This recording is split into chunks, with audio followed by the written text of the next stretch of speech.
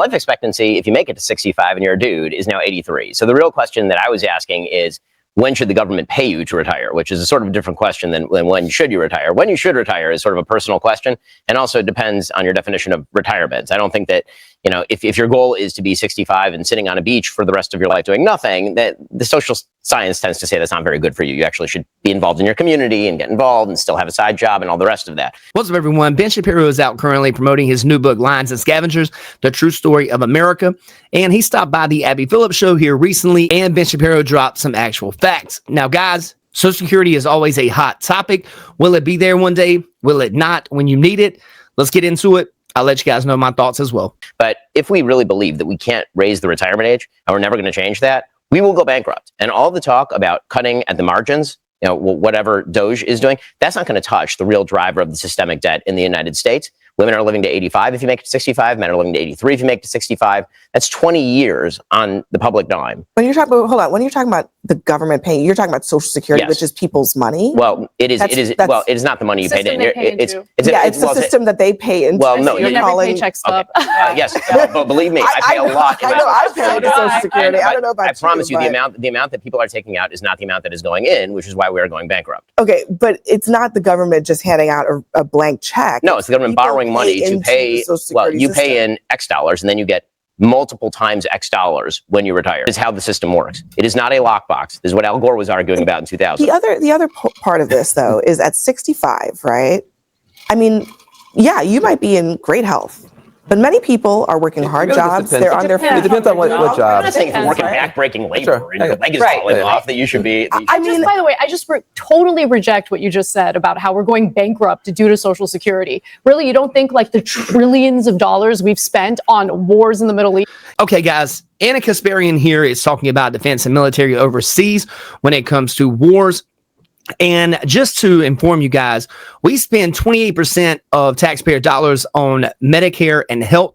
We spend 23% on Social Security, and just 13% of our taxpayers' money actually goes to defense and military. Now, guys, we also have 10% that goes to interest on national debt and other, less than 10% for other things such as foreign aid and agriculture. And then from there, it's, education, 7%. Veterans benefits 5%, and transportation and infrastructure 4%. So the idea that we are spending more on wars than we are at Social Security is erroneous on Ana Kasparian's part. However, she does say one thing here that I do agree with. Let's get back to the clip. These might have something to do with that. It's not even our national debt. Our national debt shot up significantly after 9/11, after we started invading countries in the Middle East. You should look at a chart. Now we're at 30. In 2008, we're spending hundreds of billions of dollars on Israel, on Ukraine. I mean, honestly, these foreign conflicts have a lot more to do with our national debt as opposed to us paying into Social Security. You think Israel is a bigger portion of our budget than Social Security? I think we spend way too much money on military aid for foreign countries. You think Israel is more? Do you think that Social Security is more of an issue compared to how much money we just shell out for conflicts abroad? As a matter of expenditures and math, yes. Both entitled. Okay, Scott Jennings is a star, man. Scott Jennings is a star. So one thing I would say here is we do spend 13% of our budget breakdown here of U.S. taxpayer money on defense and military, and that is overseas as well. So, guys, I will say this. 23% is spent on Social Security. So the reason Scott Jennings and Ben Shapiro is laughing at Ana Kasparian is because of the ridiculous claim she just made there. Let's get back to it. And defense are a big issue. I actually think Ben has a point here. I think that the nature of aging has changed. I think retirement is evolving. I mean, my husband is 71 years old. He's still writing books. I'm 55. I hope to work for another 15 years at least. But I do think it depends on the kind of job you do. And it starts to get into the devil's in the details here, because if I'm working with my hands and I'm 65, that's a problem. Maybe technology can help, et cetera. But there's got to be some understanding of what people are doing. There's got to be probably some means testing, which gets to this point about the growing wealth divide, because there really are two Americas here. All right, guys. So this is what we're looking at here, the approximate breakdown of U.S. federal spending. And here we go, guys. This is where your taxpayer dollars are actually going as of 2024. This is last year's report. This year's will not come out until, I believe, the end of October, early November, I believe, is the federal government's fiscal year. So you have here, like I mentioned earlier, Social Security is 23%. You have Medicaid at 28%. Medicare and health is 28%. Defense and military, 13%. Interest on debt, 10%. Veteran benefits, 5%. Education sciences, 7%. Transportation and infrastructure, 4%. And others such as foreign aid, agriculture, etc.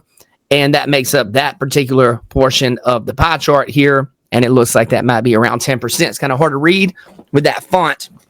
Okay, guys, so the thing I want you to really look at here is Ana Kasparian's, argument was we spend more money here on the defense military than we do when it comes to Social Security, which is not accurate.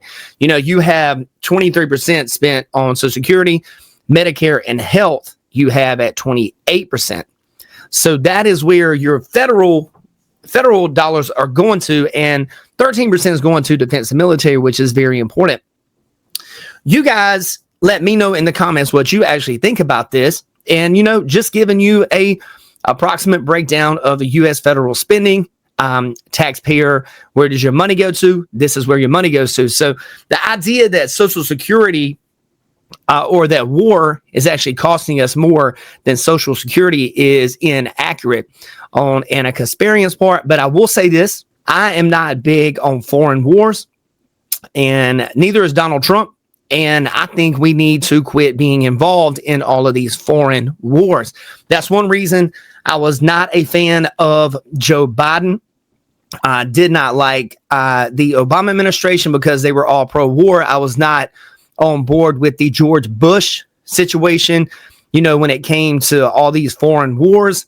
We've had so many war-hard presidents that it's just stays hard to keep up with, and that's one reason that I voted the way I voted this past election, because as a libertarian voter, I would like us to just focus on what we want and what we can do here in our country.